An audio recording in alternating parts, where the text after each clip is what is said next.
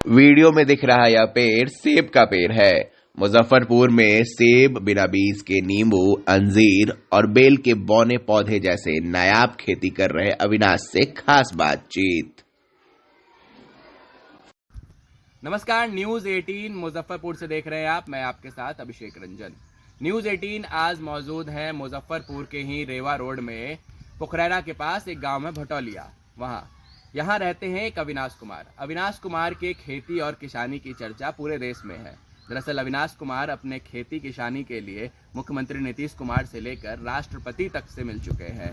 इन्हें मुजफ्फरपुर की धरती पर सेब और अंजीर जैसे नायाब चीज़ उगाते हैं जो यहाँ के लोग सोच भी नहीं सकते कि सेब की खेती और अंजीर की खेती मुजफ्फरपुर में भी हो सकती है। ऐसे तमाम कारनामा करते हैं अविनाश कुमार, जो हमारे साथ है, जिनसे हम जानते हैं डिटेल में कि कब से यह सिलसिला शुरू हुआ और कब से वो खेती किसानी में है। जी, हमारा स्टडी बीएससी बायोटेक्नोलॉजी में है जी। और जब हम बायोटेक्नोलॉजी कर रहे थे तो उसी समय जो हमारे वहाँ का माहौल था, कॉलेज का माहौल था, वहाँ गांव में घूमते थे पुणे में, तो मन वहाँ की जो खेती बाड़ी थी वो काफ़ी हाईटेक थी। तो उसको देखकर मन हुआ कि चलो अब गांव में ही इस तरह की हाईटेक खेती हो, क्योंकि बिहार में काफ़ी कम मात्रा में लोग हाईटेक खेती कर रहे थे। उस समय टिश्यू कल्चर का कोई यहाँ सिलसिला शुरू नहीं हुआ था।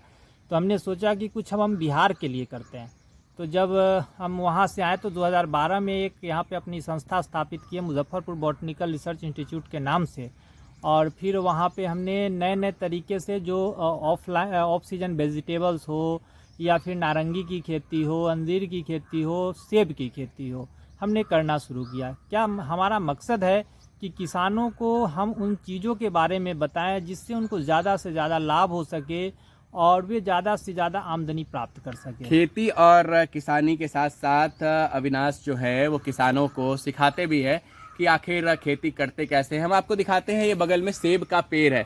ये इसके बारे में बताइए अविनाश जी, क्या प्रोजेक्ट है और कैसे ये आपके दिमाग में आया कि मुजफ्फरपुर में खेती करनी है सेब की? देखिए, सेब अमूमन ठंड प्रदेशों में हुआ करता था और गर्म प्रदेशों में सेब की खेती नहीं होती थी। तो हमने देखा, जब स्टडी किया, तो जो ठंड प्रदेश में सेब की खेती होती है काफ़ी मात्रा में पेस्टिसाइड यूज़ किए जाते हैं और इस तरीके से जो हमारे सेहत के लिए बहुत ज़्यादा फ़ायदेमंद नहीं हो सकता है।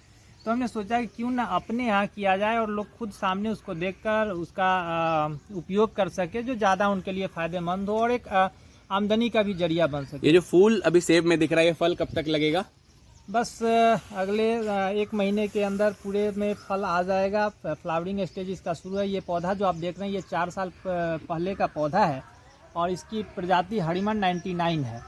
और इसमें अब 1 महीने के बाद आपको बहुत सारे फल दिखने लगेंगे। अभी तो जस्ट शुरुआत हुई है। पिछले साल इसमें लगभग 50 से 60 फल आए थे और काफ़ी अच्छे टेस्ट भी हुए थे। कलर भी हल्का लाल और हल्का हरा के इसमें आया था। तो तकरीबन कितने सेब इस पेड़ में आए थे पिछले वर्ष?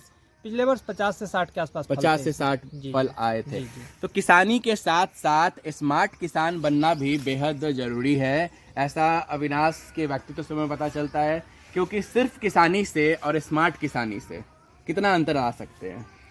देखिए, किसानी और स्मार्ट किसानी ये कोई बहुत ज़्यादा मायने नहीं रखता है। बस यही है कि हम जो अभी टेक्नोलॉजी रोज डेवलप हो रहा है उसका फ़ायदा किसान को लेने की उसी को स्मार्ट के संदर्भ में कह रहे हैं जी। तो जो टेक्नोलॉजी, लेकिन किसान तो हमारे पुराने हैं, पुराने पद्धति कर रहे हैं, तो उनको जानकारी होनी चाहिए कि हम न्यू टेक्नोलॉजी का प्रयोग कैसे करें। नया जो प्रजाति आ रहा है उसको बताने वाला तो कोई होना चाहिए। बस मैं उसी का एक माध्यम हूँ और किसान को बताता हूँ कि भाई ये चीज़ नया आया है, इसकी खेती हम अपने यहाँ कर सकते हैं, क्योंकि हमारा उद्देश्य होता है कि पहले हम करें फिर उनसे करवाएं। सेब के साथ साथ और क्या प्रोजेक्ट्स हैं आपके जो आप कर रहे हैं अभी? देखिए, सेब के साथ साथ हमने इससे पहले संतरा पे भी काम किया। संतरा यहाँ काफ़ी लोगों ने लगाया। उसके बाद अंजीर पे भी हमारा काम चल रहा है। अंजीर का पेड़ हम दिखाना चाहेंगे जी, बताइए अंजीर के बारे में। देखिए, अंजीर का सबसे बड़ा चीज़ है कि काफ़ी कम समय में, लगाने के 6 महीने बाद ही फ्रूट शुरू आना हो जाता है और इसका ड्राई फ्रूट में यूज़ होता है।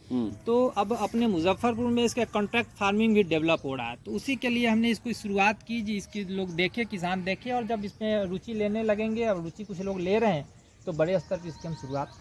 तो अंजीर जैसा ड्राई फ्रूट ये मुजफ्फरपुर में उगाया जा सकता है, ये आप में आइडिया कहाँ से आया, कैसे आपने सोचा कि मुजफ्फरपुर में अंजीर उगाना चाहिए? देखिए, मुजफ्फरपुर भारत से अलग नहीं है जी। और मुजफ्फरपुर की जो तापमान है या जो कल्चर है वो भारत के बहुत सारे शहरों से मिलता है। तो फिर जब हम दूसरे शहर में कर सकते हैं तो फिर अपने यहाँ क्यों नहीं कर सकते। बस इसी सोच के साथ हमने इस सारी चीज़ों की शुरुआत यहाँ से की।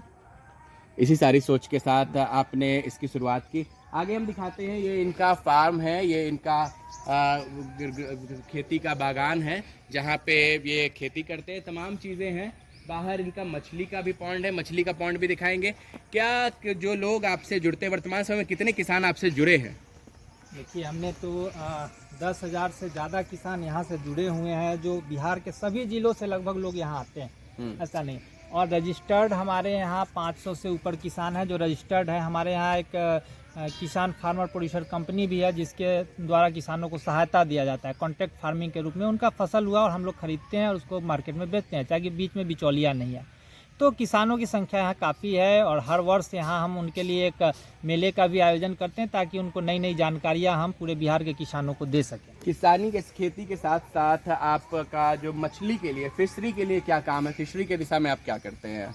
क्या हमारे यहाँ फिशरीज का काम चल रहा है, उसमें IFS मॉडल हमने डेवलप किया है। मतलब होता है इंटीग्रेटेड फार्मिंग सिस्टम, यानी कि कम जगह में कैसे किसान तालाब के साथ साथ अन्य फसलों को उगाकर और सालों भर उनका आमदनी मिलते रहे, उस पद्धति को हमने दिखाया। जी देख रहे होंगे कि तालाब में मछली है। ये तालाब आपको हम दिखाना चाहेंगे, जिस तालाब में जी। उसके बाद उसके मेर पे नींबू लगा हुआ है, उडी लकड़ी लगा हुआ है जी। साथ ही साथ आपको बेल फल का भी पौधा लगा हुआ है। तो ये है कि आपको सालों भर कैसे आमदनी होते रहना चाहिए, उस चीज़ को हमने कोशिश की है कि किसान को कभी अलग से पैसे लेने की ज़रूरत नहीं पड़े। मछली के साथ साथ एक बेल का जो पौधा आपने बौना प्रारूप तैयार किया है बेल के पौधे का, तो इसके बारे में क्या विशेषता है, किस प्रकार से आप एक बेल को कम हाइट पे उगा रहे हैं?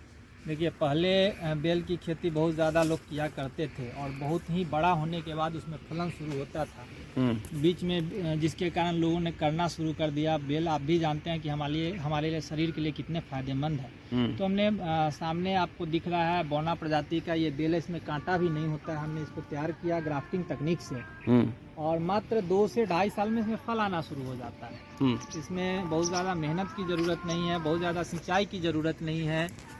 और आप आराम से इसको कम जगह में ज़्यादा से ज़्यादा पौधे लगा के, ये आप देख सकते हैं कि तकरीबन 2.5 से 3 फीट की ही ऊंचाई पर बेल का फल, अमूमन बेल का जो फल होता है ये 12 फीट या 10 फीट या 12 फीट के हाइट पे उगता है। लेकिन यहाँ अविनाश जिस प्रकार की खेती कर रहे हैं, इस खेती में बेल का जो पौधा है, ये बेल का पौधा तकरीबन 2 फीट पर 2.5 फीट पे ही उग जा रहा है। तो मुजफ्फरपुर में अविनाश हैं जो स्मार्ट खेती कर रहे हैं, स्मार्ट किसानी कर रहे हैं, साथ ही किसानों को प्रशिक्षण भी दे रहे हैं। न्यूज़ 18 देख रहे थे आप, मुजफ्फरपुर से अभिषेक रंजन के साथ।